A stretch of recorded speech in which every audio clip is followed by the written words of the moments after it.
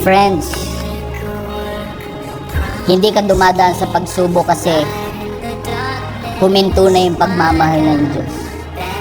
Hindi ka dumadaan sa pagsubok kasi nawala na ng kapangyarihan ng Diyos. No. He allowed you to go through that for a reason. Inalaw ng Diyos na dumaan ka niyan. May rason ng Panginoon. I don't know kung ano. Siya nakakaalam. With all His sovereignty, He knows why.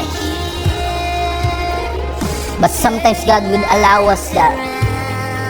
Pero ang encouragement ko sa inyo, wag na wag niyong kakalimutan na sa kabila ng lahat ng ito, mahal ka pa rin ng Diyos. Sa kabila ng lahat ng ito, makapangyarihan pa rin ang ating Panginoon. Listen to me. God is on your side. God is your strength. God is your friend. God is your deliverer. If God is for you, it doesn't matter who is against you. No.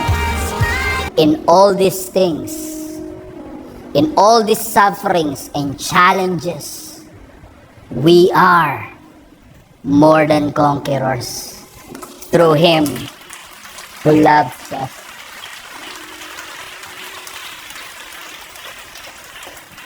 Ito bang problemang ito ang makakapagpahiwalay sa iyo sa pag-ibig ng Diyos? No. Ito bang cancer diagnosis na ito ang makakapagpahiwalay sa iyo sa pagmamahal ng Diyos? No. Ito bang pagkawala ng trabaho ang makakapagpahiwalay sa iyo sa pag-ibig ng Diyos? No. Ito bang family issue ang makakapagpahiwalay sa iyo sa pagmamahal ng Diyos? Ito bang financial struggle ang makakapagpahiwalay sa iyo sa pag-ibig ng Diyos? No.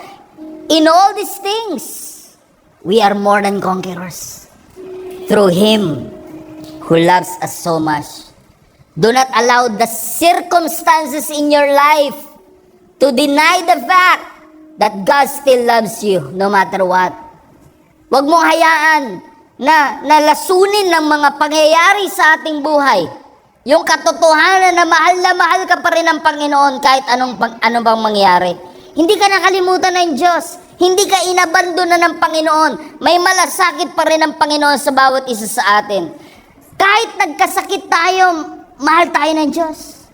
Kahit nagkukulang tayo sa finances, mahal tayo ng Panginoon. Kahit nawalan tayo ng trabaho, mahal tayo ng Panginoon. Even in our addiction, God loves us. Because even our worst sin cannot stop God from loving us. He loves us so much and so dearly that while we were still helpless and sinners, He died for each and every one of us. No matter what circumstances that you are in, you have never lost the love of God in your life. In all these things, we are more than conquerors. Hindi ka tagumpay dahil sa iyong galing. Hindi ka tagumpay dahil sa iyong ginawa. Tagumpay tayo kasi ang ating Panginoong Yesus ay namatay doon sa krus ng Kalbaryo. Pero hindi siya nanatiling patay. After 3 days, He rose again from the dead. And His resurrection is your divine receipt. Na anumang bagay na ipinangako ng Panginoon sa atin ay kayang-kaya ng Lord na to pa rin. If you will believe, church. If you will believe. Ngayon man, next month, or next year, Lord, basta ang alam ko lang, mahal mo ko. At hindi mo ko iiwan. Magpakailanman. How many among you feel the love of God in your life today? Akala natin, pag nawalan tayo ng trabaho, akala natin, pag may nagsarang pinto, tapos na rin ang Diyos. Hindi. What if? What if? Kaya nagsara, kasi gusto ng Lord na lumipat ka sa ibang direksyon. Iyak ka ng iyak sa nakasaradong pinto, kaya hindi mo makita yung mga bukas na pintuan na binuksan na redirection ng Panginoon yun eh. Most of the time, you are not rejected. You are just redirected. Hindi hininto ng Diyos ang trabaho kasi gusto niyang mamatay ka sa gutom. What if kaya nawala ka ng trabaho kasi gusto ng Panginoon na magkaroon ka ng sariling negosyo? What if dininay talaga yung visa na yan?